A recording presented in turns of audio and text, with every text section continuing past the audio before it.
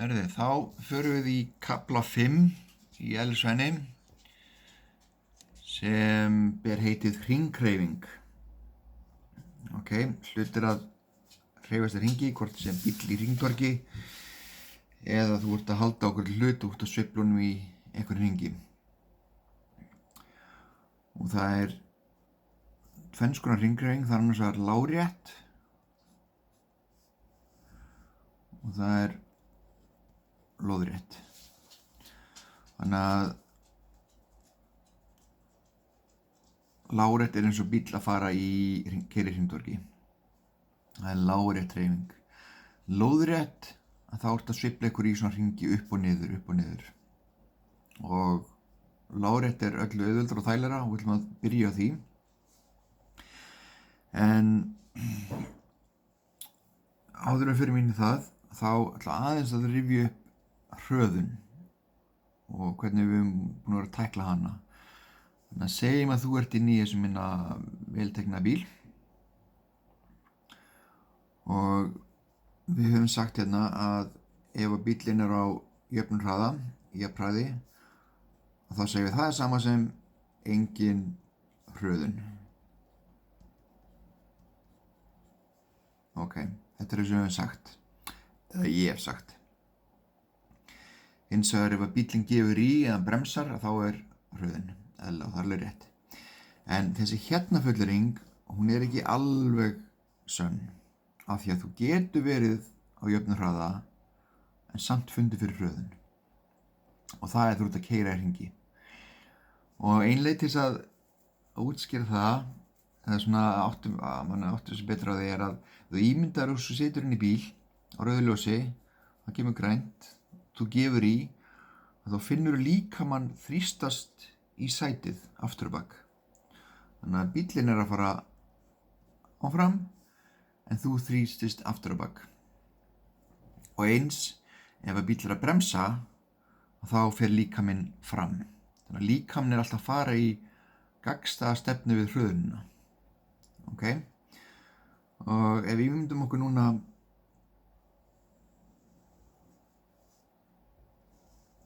hringtorg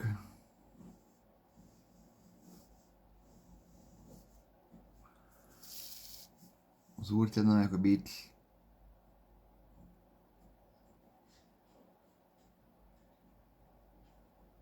keyra í hringtorginu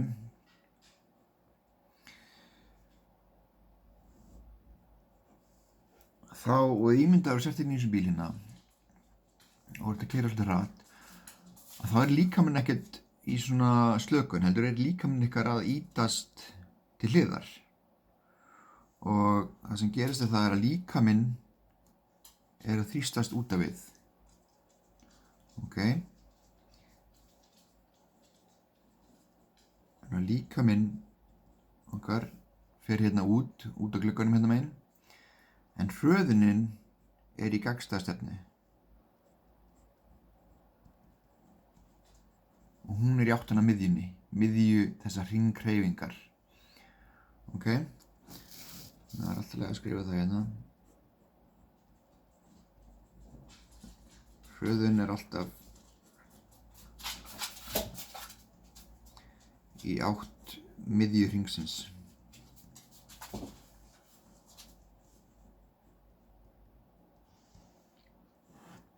Ok. Þannig að við ætlum að taka þetta hérna og krota yfir þetta. Þetta átti bara við þú ert að fara í beina línu, fara að keyra áfram eða bremsa, þá gildir þetta en ekki lengur. Af því að núna erum við byrjað að tala um hringhreyfingu og hröðun, það sem kallast miðsóknarhröðun.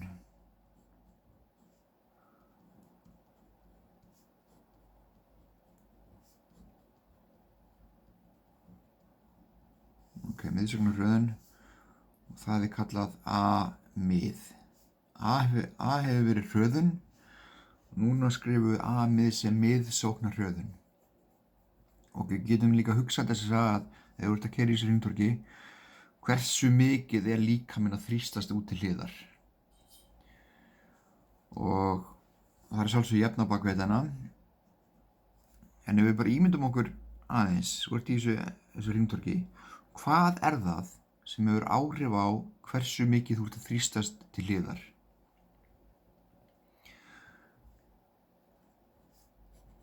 Þannig að við getum sagt að miðsóknarröðin er háð og það eru 2 atriði sem ég er að fiska eftir hérna.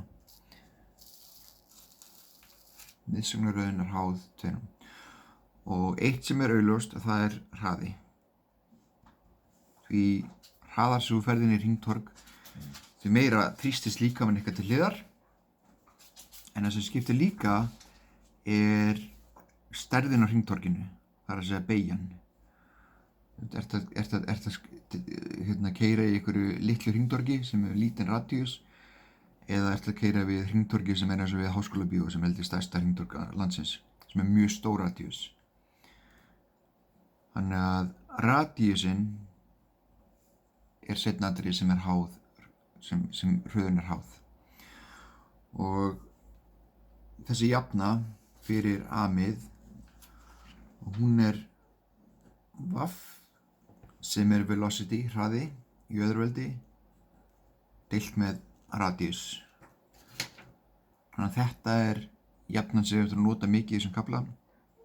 Miðsóknarröðin er háð í hversu hratt þú keyrir og hversu kröpp er þessi beygja sem þú ert að fara í. Það er að segja hver er radíusin er.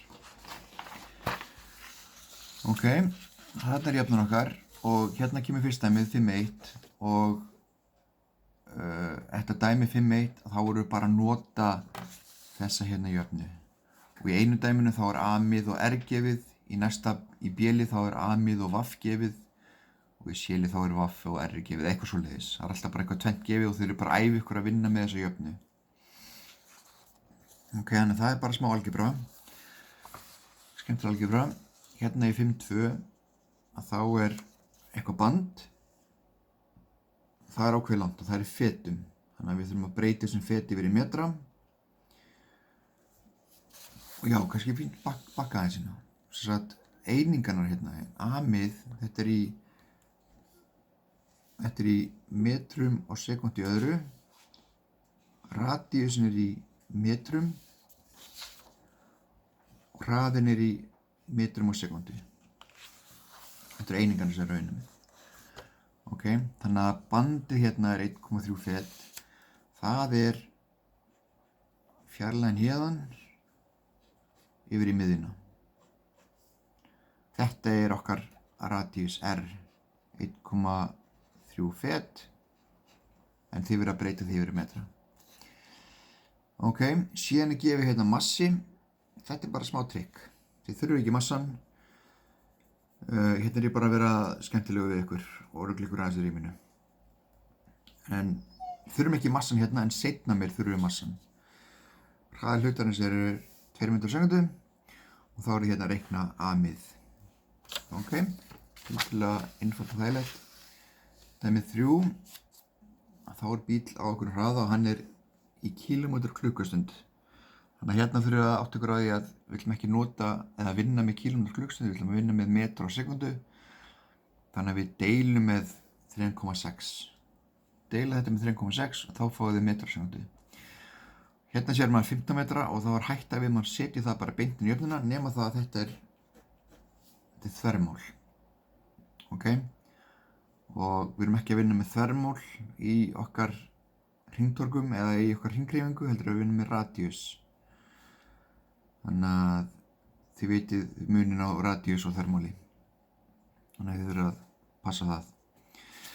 Ok, en förum núna aðeins dýpra inn í þessi fræði og skoðum eitt af lögmálum Newtons sem segir það: ef það er einhver hröðun A, acceleration, þá verður að vera kraftur. Engir hlutir geta bara gefið í, bremsað eða farið í hringi nema það sé eitthvað kraftur.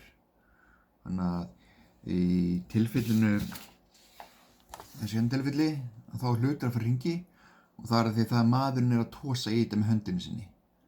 Þannig að hérna er kraftur. Ef við erum að vinna með bíl sem er hringhreyfingu, þá er kraftur sem verkar á milli dekkja og vegarins. Núningskraftur þar. Ok?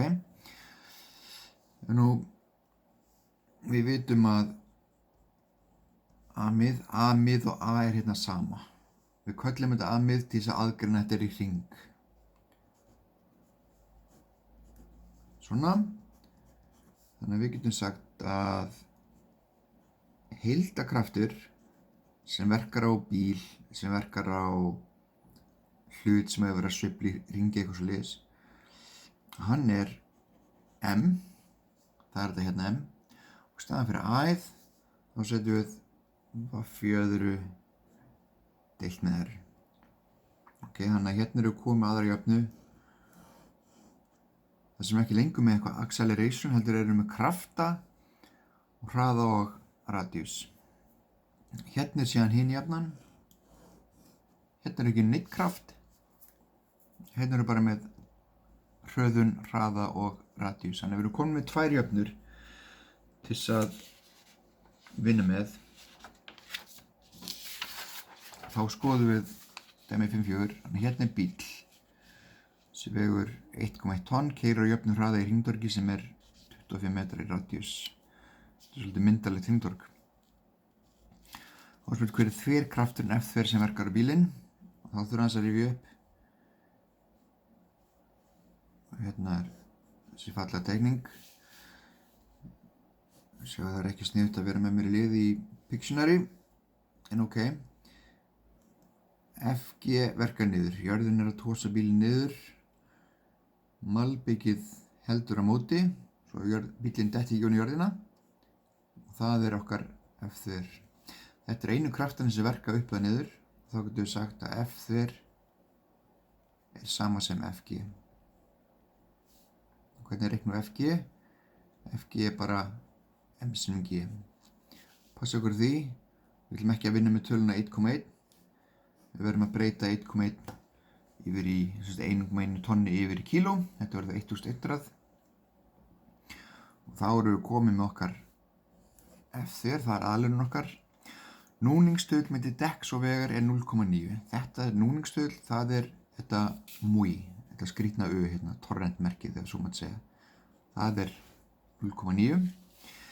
Hversu hár getur núningskrafturinn verið? Ok, þá erum við með þessa hérna jöfnu, F nún er saman sem MUI sinnum F2.